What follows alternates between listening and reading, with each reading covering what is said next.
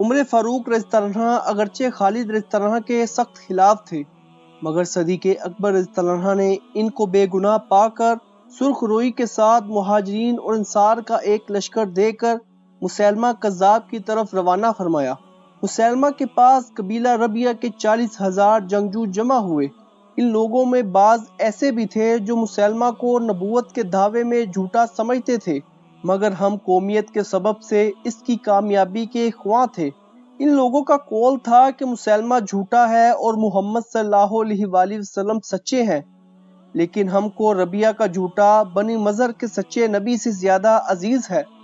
خالد بن ولید رضی اللہ عنہ کو روانہ کرنے کے بعد ابوبکر صدیق رضی اللہ عنہ نے ان کی امداد کے لیے اور فوجیں بھی روانہ کیں، جو رستے میں خالد بن ولید رضی اللہ عنہ کے لشکر میں شامل ہوتی رہیں۔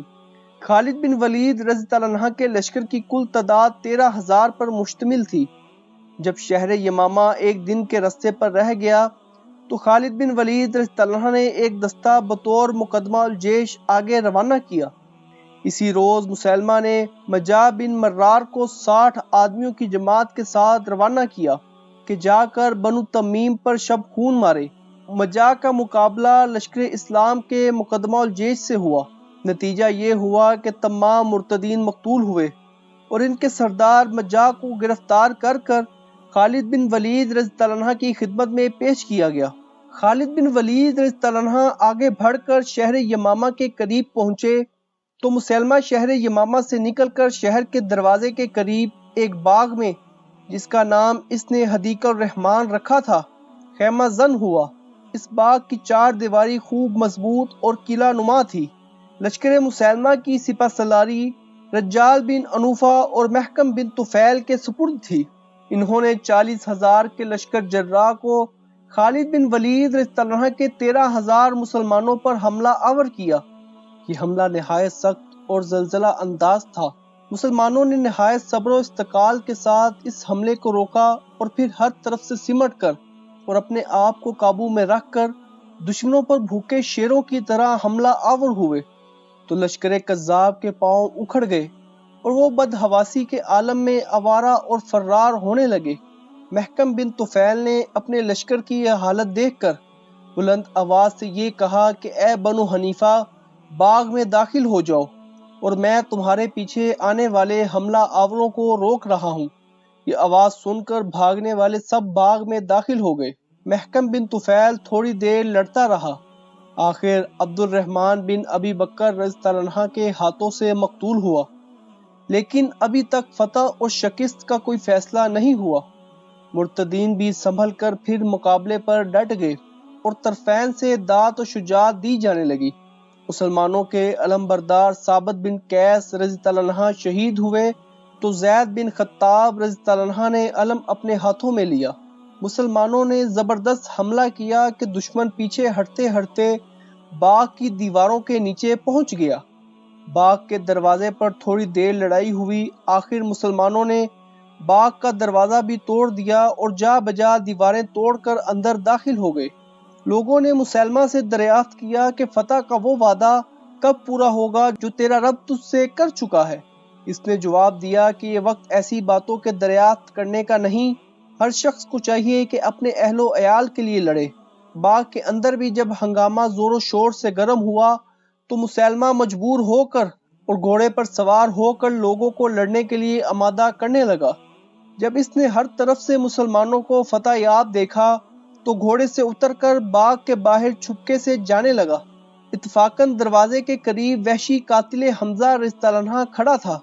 اس نے اپنا حرب پھینک کر ایسا مارا جو مسیلمہ کی دوہری ذرہ کو کاٹ کر اس کے پیٹ کے دوسری طرف سے نکل گیا۔ آخر کار دشمنوں میں سے جس کو جس طرف رستہ ملا بھاگا اور تھوڑی دیر میں مسلمانوں کے سوا مرتدین میں سے کوئی نظر نہیں آتا تھا۔ اس لڑائی میں دشمنوں کے 70,000 آدمی غازیان اسلام کے ہاتھ سے مقتول ہوئے اور 1,000 سے کچھ زیادہ مسلمانوں کو درجہ شہادت حاصل ہوا، لیکن مسلمانوں میں زخمیوں کی تعداد بہت زیادہ تھی۔ شہید ہونے والوں میں حافظ القرآن بہت زیادہ تھے۔ لڑائی ختم ہونے کے بعد خالد بن ولید رضی اللہ عنہ نے مجاع بن مرار کو جو قید میں تھا اپنے ہمراہ لے کر لاشوں کا معائنہ کیا۔ مسیلمہ کی لاش کو مجاہ نے خود شناخت کیا۔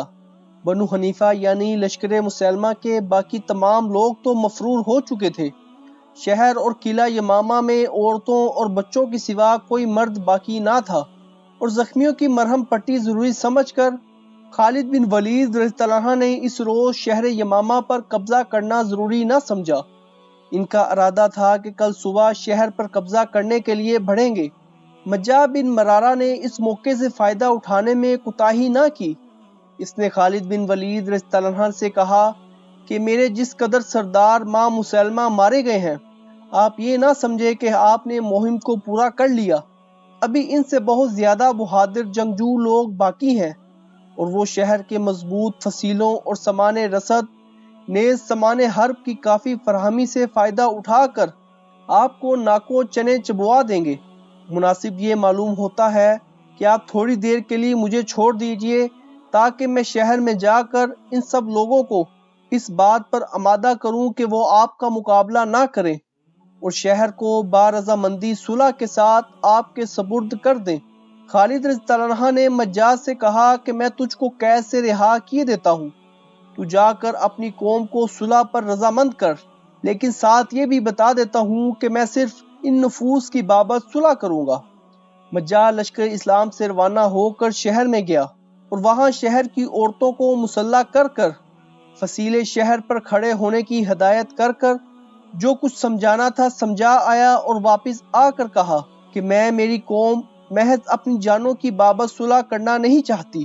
خالد رضی اللہ عنہ نے شہر کی طرف نظر ڈالی تو تمام فصیل تلواروں اور نیزوں سے چمک رہی تھی، اور مسلح آدمیوں کی کثرت جو مجاہ نے بیان کی تھی اس کی تصدیق ہو رہی تھی۔ خالد بن ولید رضی اللہ عنہ نے زخمیوں کی کثرت اور مہم کے جلد ختم کرنے کے خیال سے صلح کو مناسب سمجھ کر اس بات پر رضامندی ظاہر کی کہ نصف مال و اسباب اور نصف قیدیوں کو بنو حنیفہ کے لیے چھوڑ دیں گے۔ مجاہ پھر شہر میں گیا اور واپس آ کر کہا کہ وہ لوگ اس پر بھی رضامند نہیں ہوتے، آپ ایک حصہ مال و اسباب وغیرہ لے کر صلح کریں۔ خالد بن ولید رضی اللہ عنہ نے چوتھائی اموال اور املاک پر صلح کر لی۔ صلح کے بعد جب دروازہ کھول کر اندر گئے تو وہاں سوائے عورتوں اور بچوں کے کسی مرد کا نام و نشان نہ پایا۔ خالد رضی اللہ عنہ نے مجاہ سے کہا، تو نے ہمارے ساتھ فریب سے کام لیا۔ اس نے کہا کہ میری قوم بالکل تباہ ہو جاتی، میرا فرض تھا کہ اپنی قوم کو مصیبت سے بچاؤں، آپ مجھ کو معاف فرمائیے۔ خالد خاموش رہے اور عہد نامے کی خلاف ورزی کا خیال تک بھی ان کے دل میں نہ آیا۔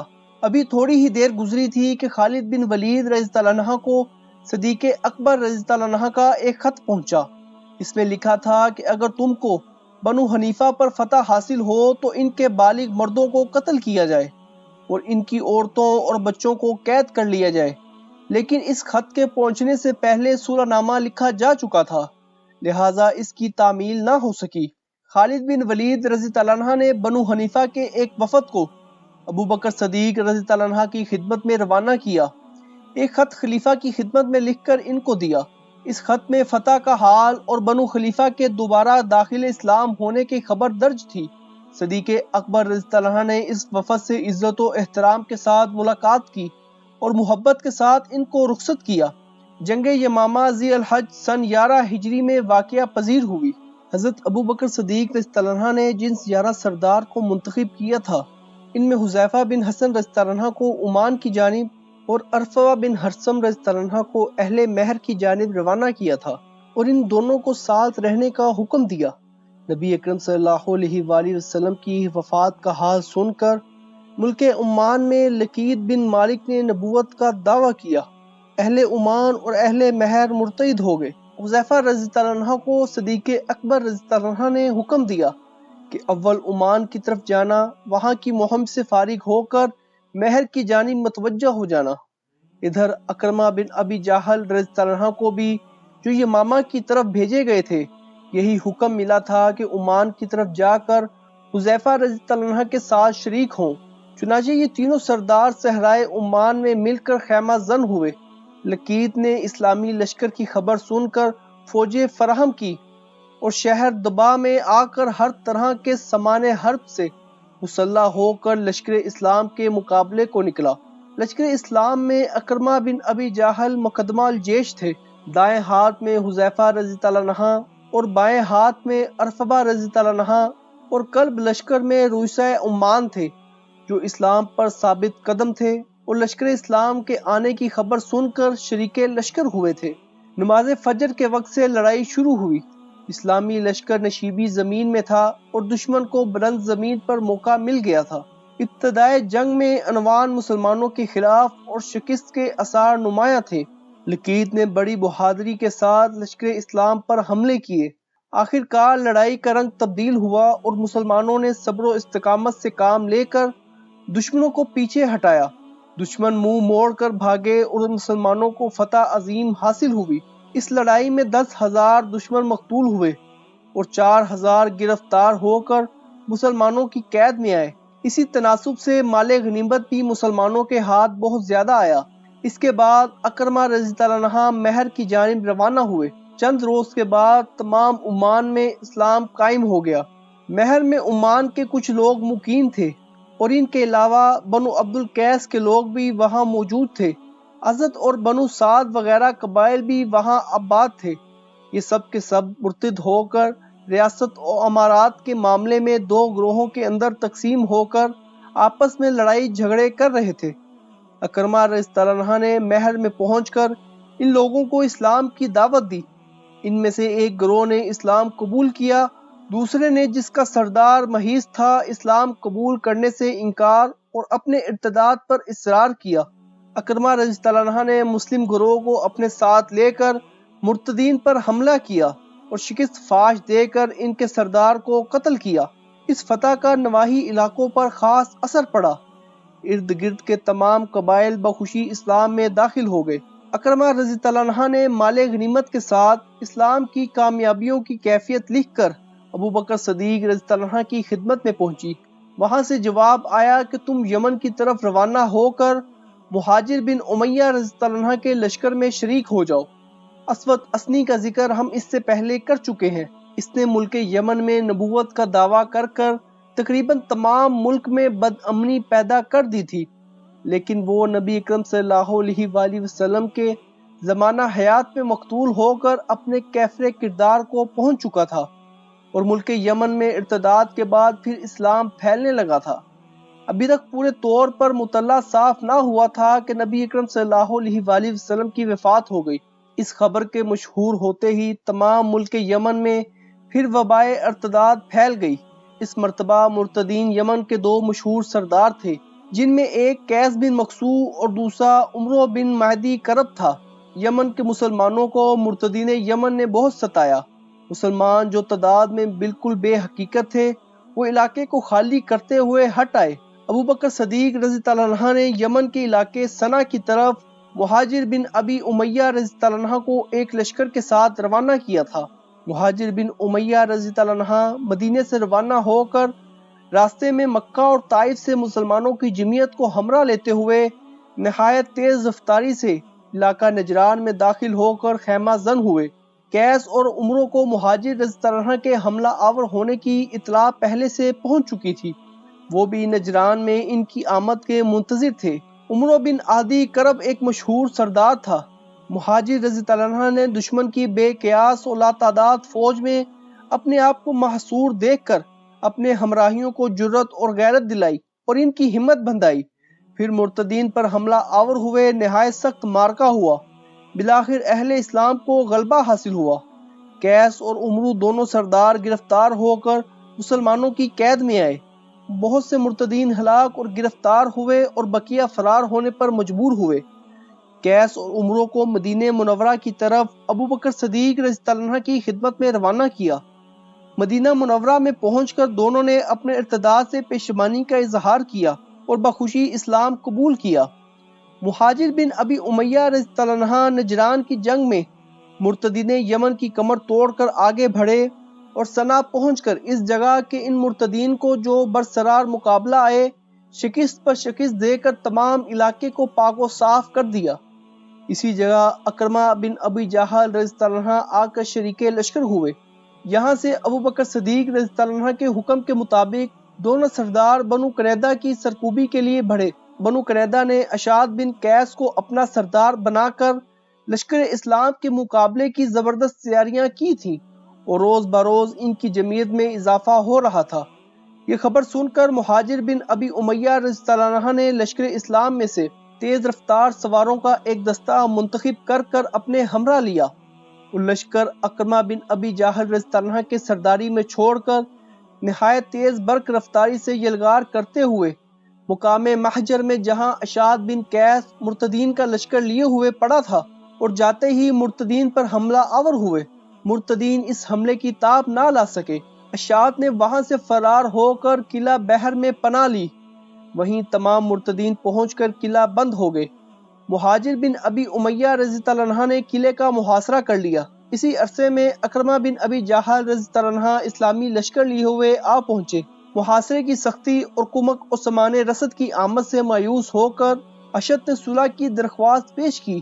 یہ درخواست اس قدر عاجز ہو کر پیش کی گئی کہ اس نے اپنی قوم کے صرف 9 آدمیوں کے لیے ماں اہل و عیال جان بخشی اور رہائی چاہی۔ مہاجر رضی اللہ عنہ نے اس درخواست کو منظور کر لیا۔ عجیب اتفاق یہ ہوا کہ اشعث غلطی سے ان 9 آدمیوں کی فہرست میں اپنا نام بھول گیا، چنانچہ ان 9 آدمیوں کو چھوڑ کر باقی کو مسلمانوں نے گرفتار کر لیا۔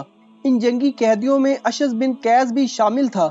جب یہ لوگ ابو بکر صدیق رضی اللہ عنہ کے سامنے مدینے میں لا کر پیش کیے گئے تو اشعث نے اپنے افعال گزشتہ پر اظہار پشیمانی کیا اور صدیق اکبر رضی اللہ عنہ سے کہا کہ آپ میرا اسلام قبول فرمائیں، میں طبیب خاطر اسلام کو پسند اور اختیار کرتا ہوں۔ صدیق اکبر رضی اللہ عنہ نے نہ صرف اشعث بلکہ تمام جنگی قیدی بنو قریظہ کو آزاد کر دیا اور صرف اس قدر کہا کہ میں آئندہ تم سے سوائے بھلائی کے اور کچھ نہ دیکھوں۔ غرض سن 11 ہجری کے ختم سن 12 ہجری کے شروع ہونے سے پہلے یعنی 1 سال سے کم مدت میں ابو بکر صدیق ملک عرب کے فتنے ارتداد پر پوری طور پر غالب آ گئے۔